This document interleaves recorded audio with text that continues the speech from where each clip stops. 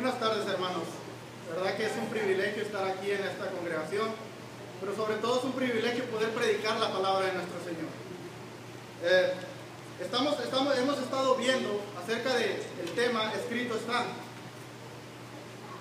Y cuando a mí me dijeron, hermanos, que me tocaba decir escrito está, no tentarás al Señor tu Dios.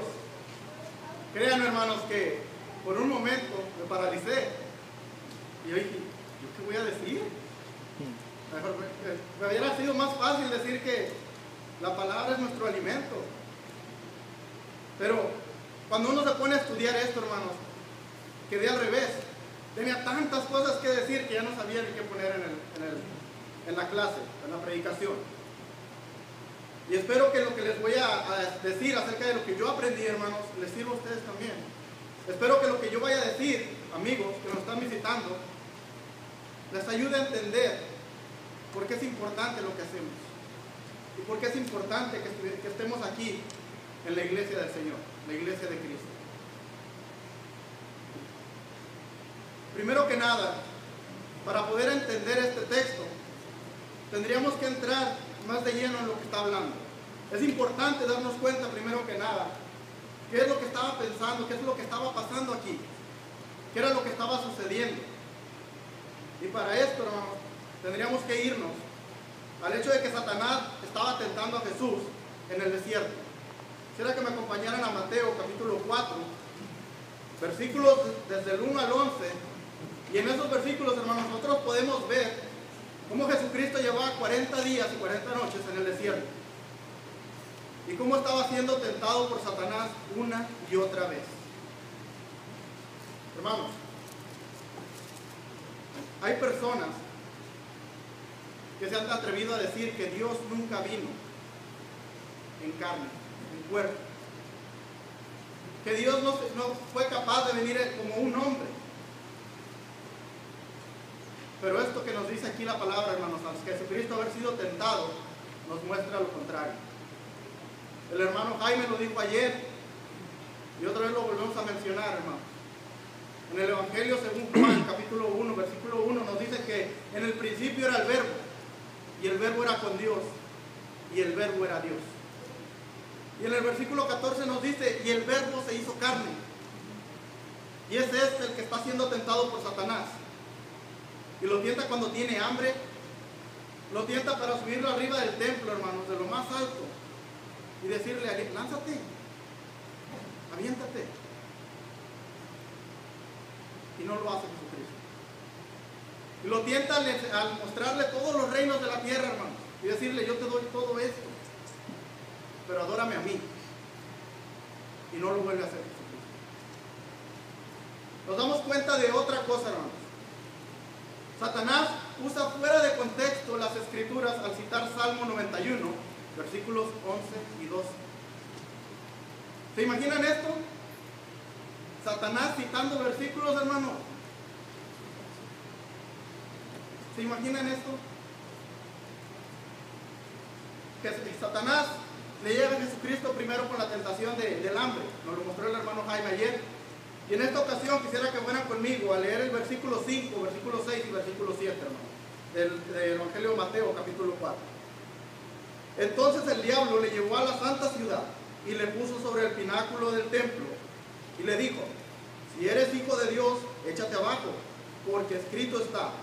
Y aquí es donde empieza a citar Salmo 91. A sus ángeles mandará cerca de ti y en sus manos te sostendrán, para que no tropieces con tu pie en piedra. Pero Jesús le dijo, escrito está también, no tentarás al Señor tu Dios. Nos tenemos que dar cuenta de una cosa, hermanos. Jesucristo era el Hijo de Dios y tenía poder para todo, hermano. Pudo alimentar a 5,000 personas. Después alimentó a otras 4,000, sanó a paralíticos, sanó a ciegos, levantó muertos. No tenía el poder para atacar a Satanás ahí. Pero nos muestra algo importante, hermanos. Algo importante, amigos, que nos están visitando. Que no es necesario tener poder mientras tengamos el poder de las Escrituras. Satanás le está diciendo un texto fuera de contexto, hermano, usándolo de otra forma. Y Jesucristo le dice, oh, ok, ahí te va uno también. Le dice, escrito está también, no tentarás al Señor tu Dios. Fue con un texto con el que contraatacó a Satanás, hermano. Fue con la Biblia. Nosotros no necesitamos de poder teniendo el poder de las Escrituras con nosotros. Dios nos ha dejado una herramienta increíble, una espada con la cual nos podemos defender en la vida, con la cual podemos seguir adelante. Nos muestra, hermanos, también que la Escritura que está diciendo Jesucristo está en Deuteronomio capítulo 6, versículo 16. Quisiera que me acompañaran ahí. Deuteronomio capítulo 6 y versículo 16. Y es necesario que entendamos qué era lo que estaba pasando aquí para nosotros poderlo aplicar a nosotros mismos. Y el versículo 16 de Deuteronomio capítulo 6 dice: no tentarás a Jehová vuestro Dios como lo tentasteis en Masá. Y uno lee esta parte de la Escritura, hermanos, y dice, bueno, pues ¿qué sucedió ahí? Pero gracias a Dios tenemos la Biblia y gracias a Dios podemos saber todo lo que pasó, hermanos, todo lo que es importante para nosotros saber. Y quisiera que me acompañaran ahora en Éxodo capítulo 17, versículos del 1 al 7. Y veremos cómo el pueblo de Israel tentó a Jehová, hermanos. Éxodo capítulo 17, versículos del 1 al 7.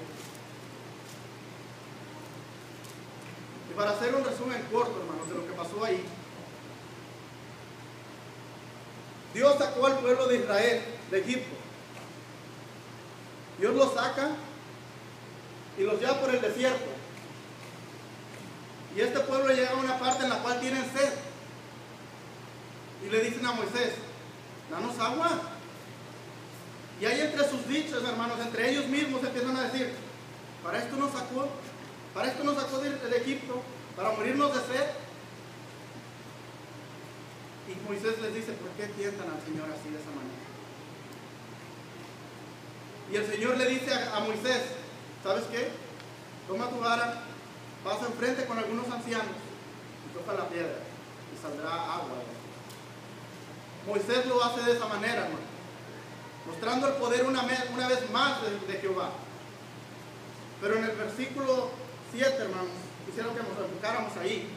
Éxodo capítulo 17, versículo 7, nos dice, y llamó el nombre de aquel lugar Masá y Meribá, por la rencilla de los hijos de Israel, y porque tentaron a Jehová diciendo, ¿está pues Jehová entre nosotros o no?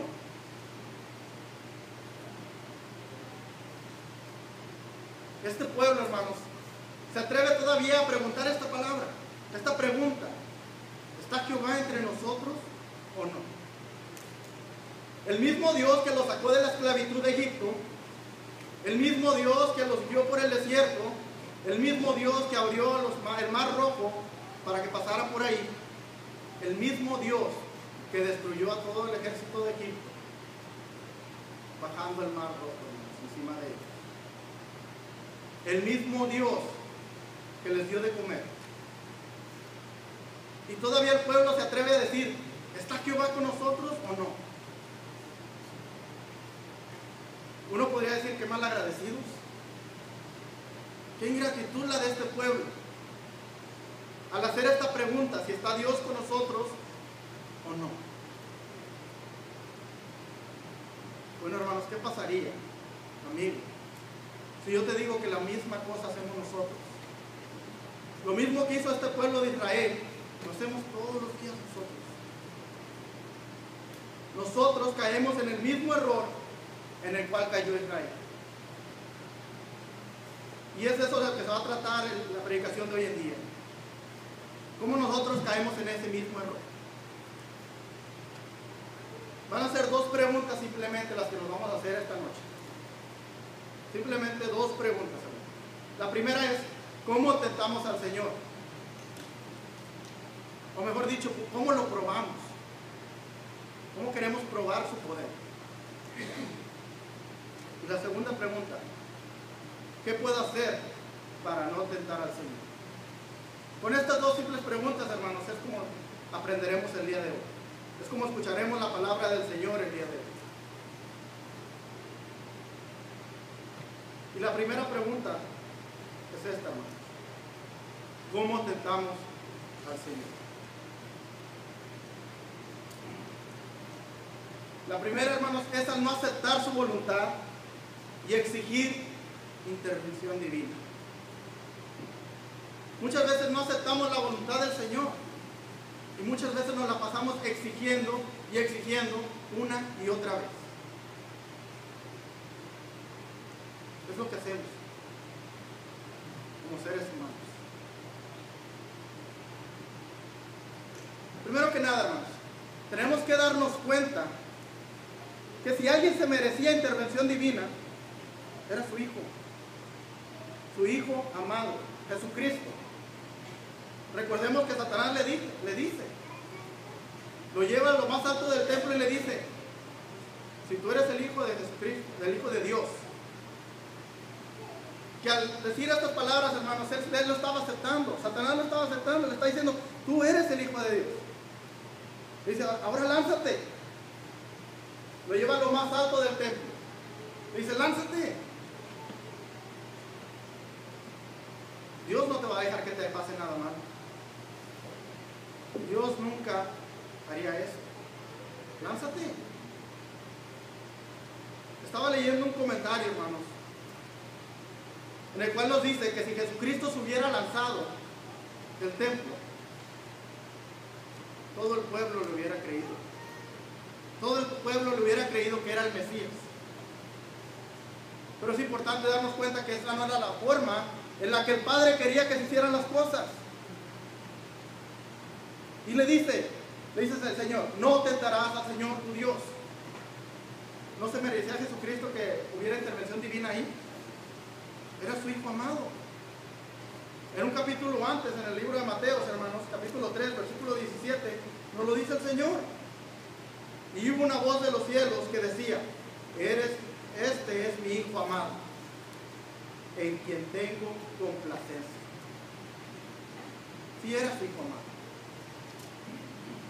pero ni él hizo eso.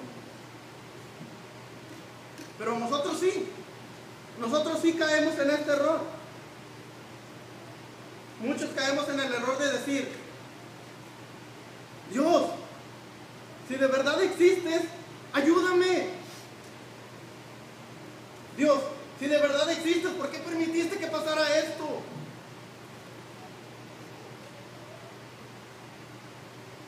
Ahí hacemos estas dos cosas.